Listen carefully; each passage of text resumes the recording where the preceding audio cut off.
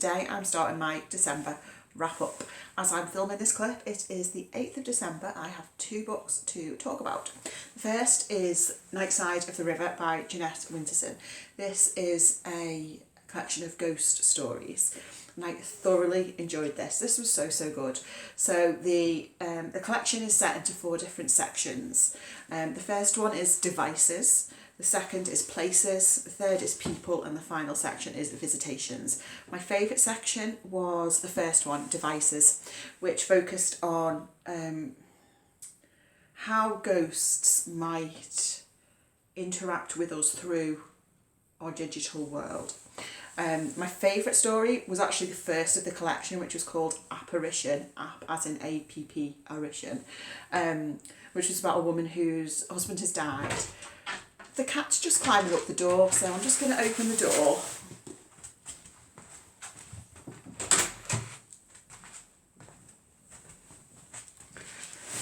Apologies for that, now she doesn't want to leave. So my favourite was the first story, which is called Apparition, which is about a woman whose husband has died, but he sort of continues to live through. It's been set up so she still receives like messages from him on a phone and that sort of thing. Well, I thought that was a very clever story. It was a very me story as well. But it was a really strong collection throughout. There are 2 sets of pairs of stories, and Jeanette Winterson mentions that in the introduction to the book, and they were really interesting. And my favourites of those, they were called, what were they called? No Ghost Story and The Undiscovered Country.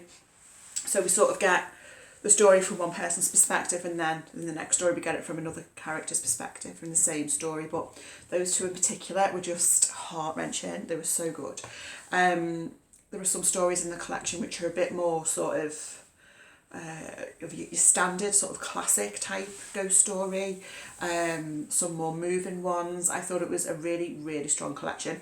And then throughout the book we get these short sort of essays by Jeanette Winterson, where she reflects on the themes within the stories, and bits of like memoir as well, so like her own experiences and experience of her family and so on. And overall I just thought it was really well done. I would highly recommend. I do think ghost stories are good for winter in general, not just for Halloween. And the other book that I finally finished is The Blind Assassin by Margaret Atwood. So I was reading this for my library book club. It's about 600 pages long. I have read this before, but maybe like 15 years ago, something like that, so I didn't remember anything about it. This won the Booker Prize in the year 2000. I will say it took me a bit to get into, and when I say it took me a bit to get into, it probably took me about half the book to get into, which was about 300 pages. I was a bit unsure to start with. The thought of DNFing did cross my mind because I wasn't sure I was quite grasping what was going on and quite engaging with it. It has a great first line. So the first line is, 10 days after the war ended, my sister Laura drove a car off a bridge.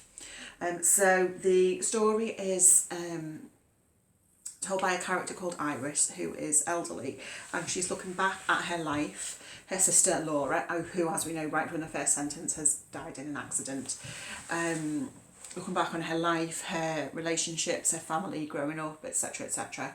And then we also get throughout this other narrative, which is called The Blind Assassin, and it's a story of, well, yeah, it's about a man and a woman, and within that the man is telling the woman this other story as well. So we've got sort of layers of narrative going on, and as well throughout the book we have newspaper articles, like historical newspaper articles, which mention some of the characters that we are getting to know throughout the book.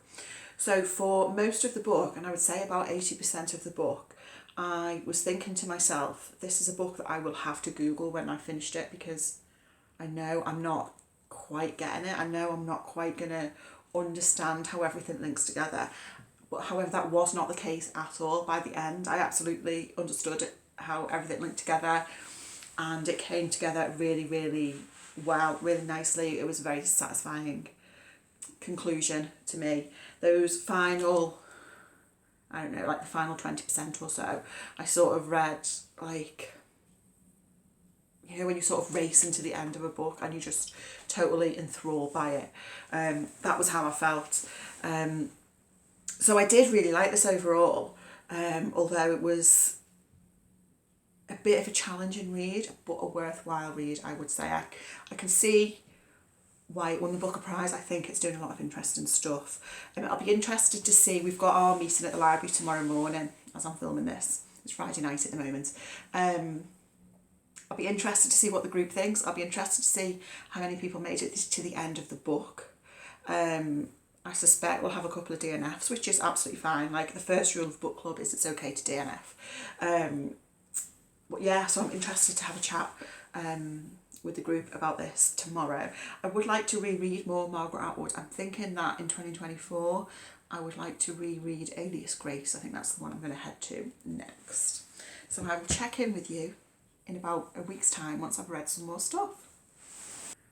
So we are now about halfway through December, and this week I have 3 books to talk about, one of which is a DNF and 2 are rereads. So we'll kick off with the DNF and get it out the way. Amelia, if you are watching, please look away now, because I DNF'd Carla by Colin Walsh. This is a book that I picked up mainly because of Amelia from Amelia Barlow Books, and I know she absolutely loved this book, so when my library got a copy in, I had to pick it up. However, I DNF'd this on about page 14. So this is a literary thriller about a young girl who's gone missing, and then we jump forward, I think, about 15 years following the people who knew her. I didn't like the writing style, I didn't like the narrative voice. Now, I think this is a book that's going to be told by multiple POVs. So it's entirely possible, and it's in fact probably likely, that it was just the fact that I didn't really like the first POV and his voice. However, it just put me off. So I have DNF'd it. That's not to say I would never go back to it in future, but I'm going to take this back to the library for now. And then the first book that I reread then this week was The Sittaford Mystery by Agatha Christie. So Melinda from Web of Stories did a video recently talking about her 5 favourite Agatha Christies that she's read so far. I'll link below to that video. And one of those books that she talked about was The Sittaford Mystery. Now, I have read this before, but a long, long time ago, and I couldn't remember anything about it. So I wanted to revisit it, so I got it out of the library. This is a standalone, so there's no Poirot and there is no Miss Marple. And it actually turns out to be a good read for this time of year because it is set during the snow. So we have a gathering at a house, and they do a Ouija board. And the Ouija board predicts a death. And then that person, it turns out, has died at around the same time that the Ouija board was predicting their death. So we have sort of a small group of suspects. It's your standard sort of Agatha Christie fare. It was enjoyable. As I started to read it, I was remembering, it was felt a bit familiar as I was starting to read it. And there was a certain thing that I thought linked to the reveal, linked to whodunit. Turned out I was completely wrong. What I was remembering, I think, was who I thought done it and what I thought was behind the murder when I first read this, however many years ago. But that wasn't the case at all. And it was something completely different. That often happens when I reread Agatha Christie's. I think I remember who done it, but actually I just remember who I thought done it the first time that I read it. But that was an enjoyable reread. And then I reread My Cousin Rachel by Daphne du Maurier. So I reread this for my book club at work. The theme for December's pick was Gothic, so I put forward this as a suggestion. I was planning on rereading this myself anyway before the end of the year, but this won the vote, and I have just finished rereading it. So we haven't had the meeting yet. We're meeting in a few days time. If I remember, I'll let you know how that went. This is one of my favourite books ever. I just absolutely love it so much. So it's about a young man called Philip Ashley who has been brought up by his older cousin Ambrose. And Ambrose becomes unwell, moves to Italy and meets Rachel, who is some like, I don't know, some distantly related cousin. They get married, and this is all on the blurb. They get married, and then Ambrose dies while in Italy, and Rachel ends up coming over to live with Philip in Cornwall. I presume it's set in Cornwall. Most of these are, and so the book is really about whether or not Philip can trust Rachel. There's sort of mysteries and secrets as to what has happened. I really love this book for a number of reasons. So I really like the narrator, Philip. So it's told in first person, which I love. Philip is an interesting character. He is not entirely likeable, and he is also potentially, in some respects, somewhat unreliable. And those are things that I really, really like. So if you think about the narrator in Rebecca, she's generally kind of a likeable character, and was probably sort of supposed to feel a bit sorry for her. I really like Rebecca, I should say, but I just feel like the narrator in this book, I just find more interesting. And what was really interesting as well was, I feel like I get more out of this book every time I reread it. I think there's layers to what's going on. There is an introduction in this one by Sally Bowman, which is interesting because it talks about how Sally Bowman, at least, believes this to be Daphne du Maurier's most feminist novel. And I think it's really interesting reading it through that lens in terms of Rachel as a character and how we only see her through the male gaze, from Philip's perspective, from Ambrose's perspective. And even though I knew how the book was going to end, I still found myself reading it with bated breath, especially coming towards that end section, and I was just like completely entranced by it. I absolutely just adore this book so much. I think it's so wonderful, and I think as well it's going to make for a really interesting book club conversation, because I think readers can take from this different things and maybe different interpretations even. So I'm really interested to sort of have that conversation with everyone at work in a couple of days' time. Hello, it's now the new year, so I need to finish telling you about the books I read in December. I have 3 DNFs to talk about and 3 books that I did finish reading. So let's talk about the DNFs first. First one is The White Priory Murders by Carter Dickson, aka John Dickson Carr. This was a classic murder mystery set at Christmas time, hence why I was saving it to read in December. I DNF'd this one simply because there was way too many characters for me to keep track of. So right at the start of the book, you're thrown into a lot of stuff's already happened when the book starts. You're introduced to a lot of characters in the first couple of chapters, and I literally had no idea who was who and how they related to each other. And whilst I do sometimes have an issue with like keeping track of who characters are, and that doesn't always get in the way of me reading and enjoying a book, but when there is like literally no one I know who they are or what they're doing, that was too much for me, so that was a DNF. And then I also DNF'd The Goodbye Cat by Hiro Arikawa. This is translated from Japanese by Philip Gabriel. This is a short story collection by the author of The Travelling Cat Chronicles, which I love. This one I DNF'd after 3 stories, so it's a short story collection. The first one I thought was okay, second one I didn't really like, third one I sort of struggled to the end, didn't really like, so at that point I just decided to DNF it because I had no desire really to keep on reading. The stories, at least the ones I've read so far, I presume the others are similar, all revolve around a cat, not the same cat, but you know, there is a cat in each of the stories, and the people they live with, and it's sort of quite heartfelt. It just wasn't really doing anything for me. I really love The Travelling Cat Chronicles because this is a lovely book. Again, it's very heartwarming, it's funny, it's honestly wonderful. But yeah, sadly the Goodbye Cat didn't really do anything for me, so that was a DNF. And then the final DNF is a book I was meant to be reading for the Past and Future readathon, which I'll be participating in January. And I started reading this on the afternoon of New Year's Eve. So I'd finished reading all these other books I'm going to talk to you about in a minute. And I was like, well, I may as well start one of the books I'm going to be reading for this readathon in January. That's fine, I can start it on New Year's Eve. And I DNF'd it within about 20 pages. So it's Reflection by Diane Chamberlain.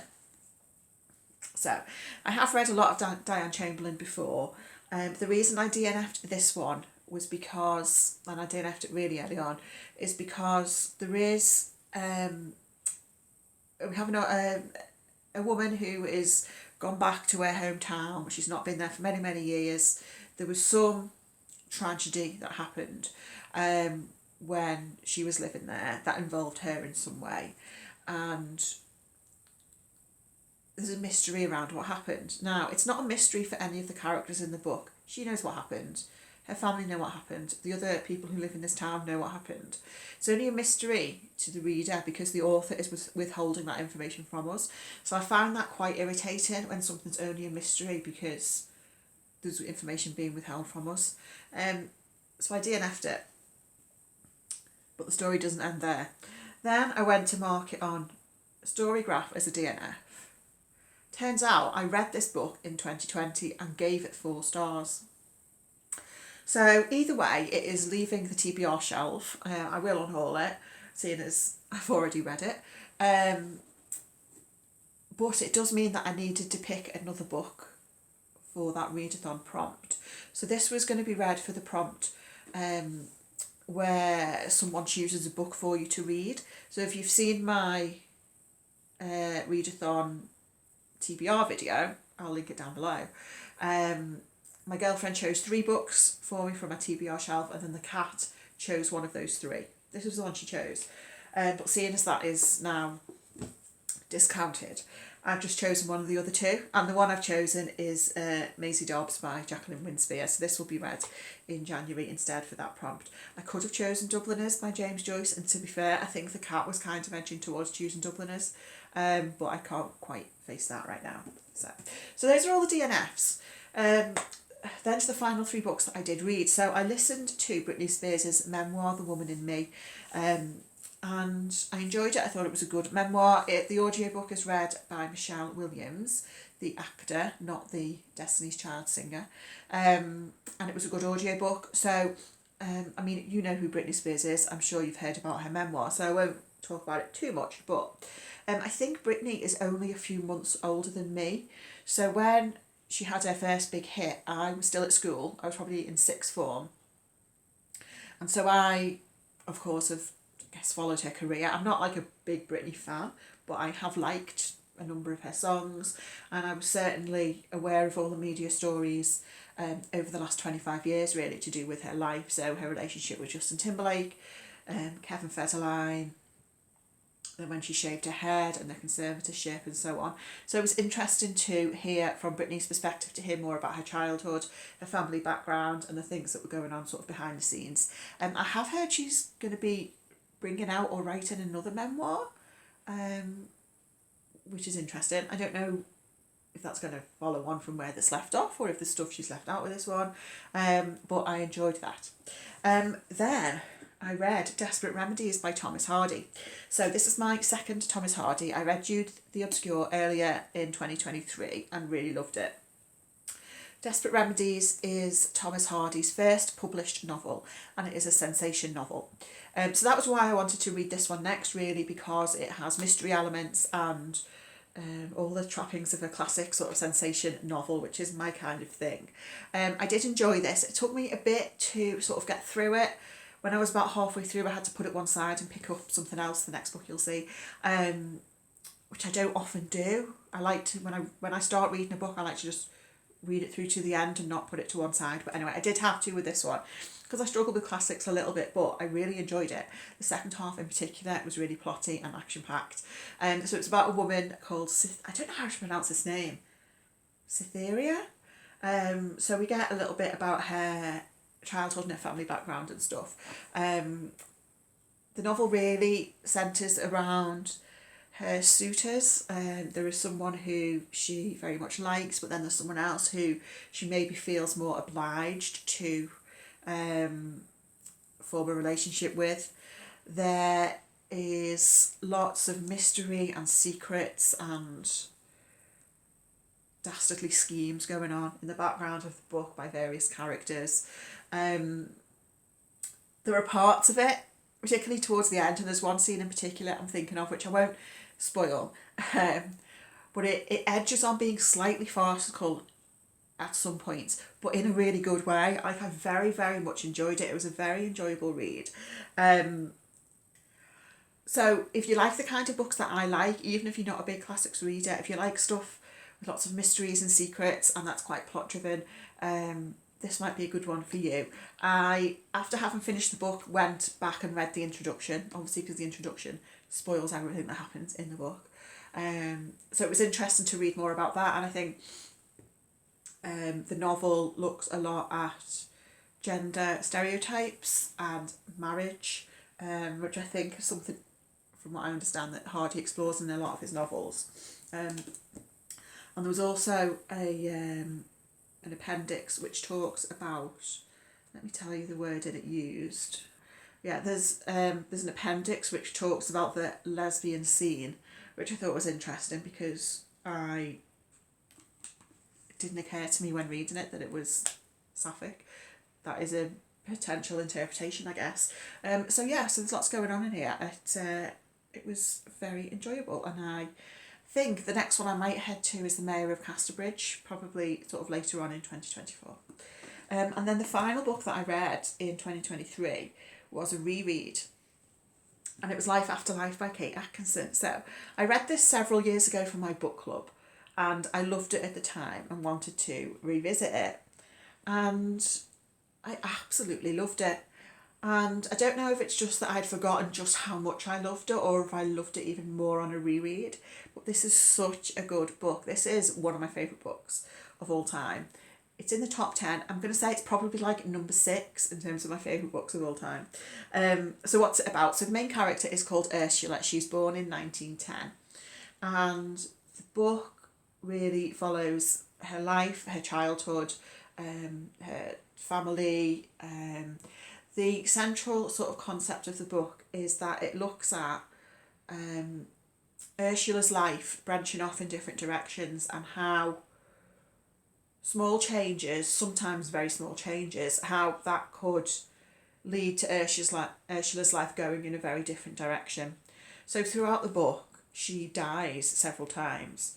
So she might die, for example, like when she's a child, and then we'll get another perspective where something different happens and she survives longer and it goes in a different direction.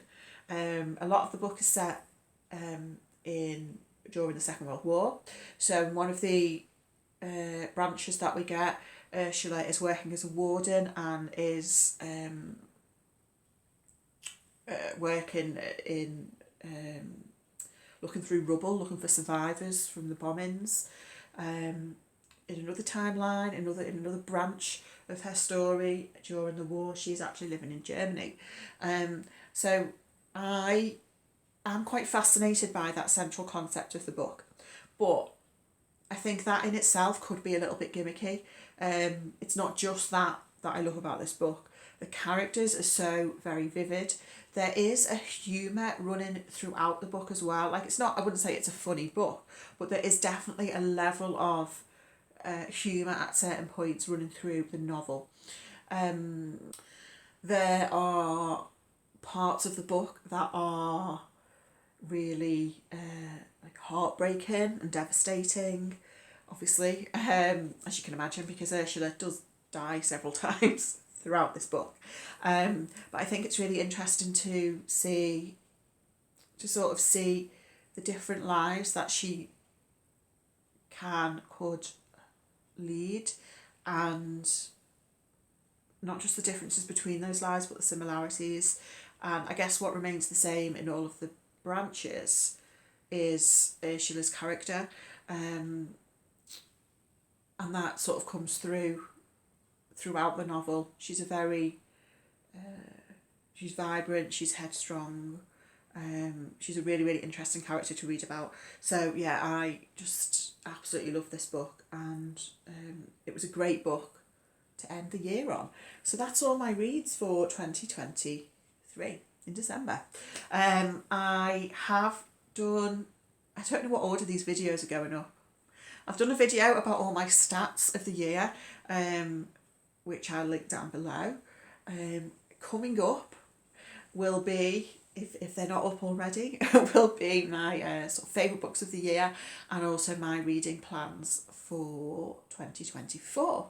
So thank you so much for watching. Let me know what you've been reading, and I'll speak to you again very soon. Bye.